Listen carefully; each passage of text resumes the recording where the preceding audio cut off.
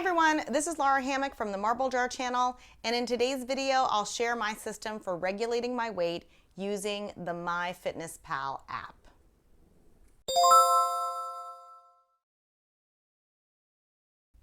So I'm a little hesitant to do this video. I know that lots of people struggle with losing weight, and I have a lot of empathy for that situation. I have been there as well. Right now I'm at a healthy weight. I'm lucky to have pretty good genes, a wide-ranging palate, and a schedule and ability level that permits exercise. That said, I tend to overindulge during certain times of the year, so I need a foolproof system to get back on track. So this is a system for those who are within striking distance of their goal weight and are looking for ways to maintain that. So this system is adapted from observing a skinny person in my life. My husband has a different weight profile than I do, whereas I have always been generally a normal weight for my height with some unhealthy yo-yoing around my college years. He has always been skinny and has even worked out to put muscle on rather than to take fat off. But the reality is we're both getting older and our metabolisms are slowing down on us. So here is what I have observed and learned from observing him. He generally makes good eating choices, better than mine, and he has an active lifestyle. He weighs himself every other day or so, even when he's feeling chubby. I tend to avoid the scale during those times. He's more clinical and unemotional than I am about the number on the scale. And he doesn't beat himself up or determine his personal worth from his weight. It's just a number, and he feels like he has the agency to change it. If that number is larger than he wants, he goes right to work limiting his calories and taking the weight off to get back down into the range where he is comfortable. He uses MyFitnessPal and assumes a reasonably slow weight loss.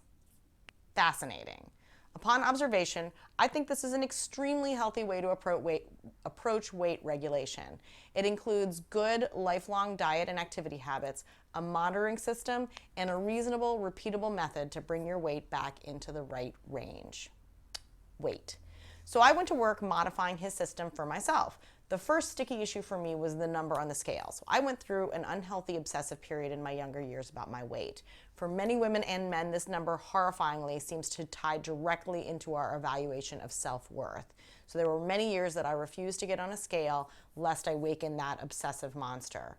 So now I am much gentler with myself. I think we should all be. Pick a target weight range that is achievable and healthy. And then whatever healthy weight you choose, try to look as awesome as you can at that weight. Monitoring. So this part is crucial.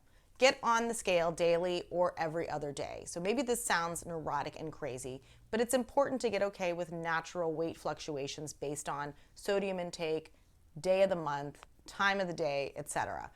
Plus, if you were at all anxious about that number, exposure therapy is the gold standard for the treatment of anxiety. Expose yourself to your number every day and it will no longer hold power over you. If you've gone 2 weeks with weigh-ins above your acceptable range, then it's time to do something. Okay, and even if you're not willing to get on the scale daily, you know when you've overdone it and you feel crappy, or when everything is fitting a little bit tighter. This for me happens seasonally like clockwork right after the holidays and right after our all too often unstructured summer. Time to rein it in. So I turn to MyFitnessPal.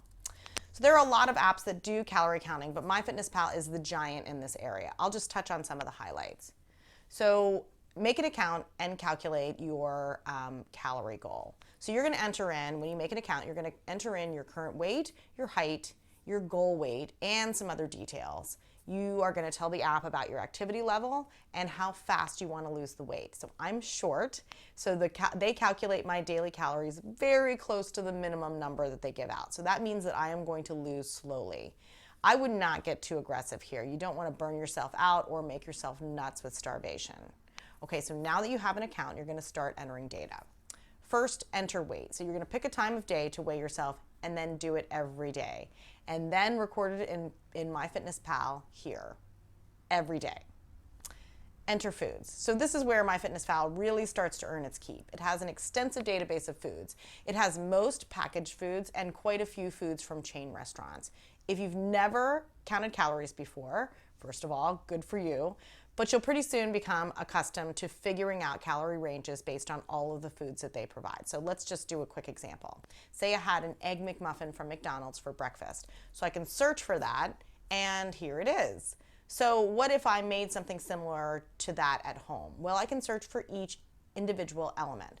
An English muffin 1 egg, American cheese, 1 teaspoon of butter, 1 slice of Canadian bacon. So you can modify the number of servings and even create a food if this is something you make often and don't feel like adding in each ingredient every time. So a quick warning, I have found that making a food to be difficult and frustrating, but maybe you will have better luck than I. Next, enter your exercise. So this is not quite as good as their food database, but MyFitnessPal has many activities all at different paces. So we'll enter walking, and you can choose your walking pace as well. Then you put in the number of minutes that you went walking, and it updates your overall number of calories here. So that means that the days that you exercise, you can eat more, and you should definitely eat your exercise calories. So this will give you enough energy to exercise and also to keep it from being so dreary and exhausting. Optional Connect Fitness device. So there is an option of connecting your Apple Watch, your Fitbit, or any other fitness band to the app. So I did this for a while, but I wasn't super happy with how it was counting exercise calories, so I disconnected them, and now I just manually enter in my exercise sessions. Progress.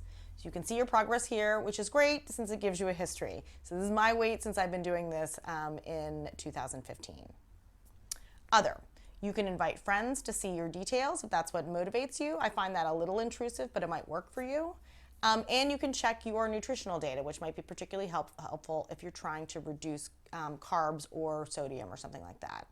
So it is important to enter your food, your weight, and your exercise every day, even on days that you are cheating, until you are comfortably back into your chosen weight range. So even when I'm not doing MyFitnessPal, I have a bunch of rules about eating that keep me from going too nuts. I'll just give you a couple of examples.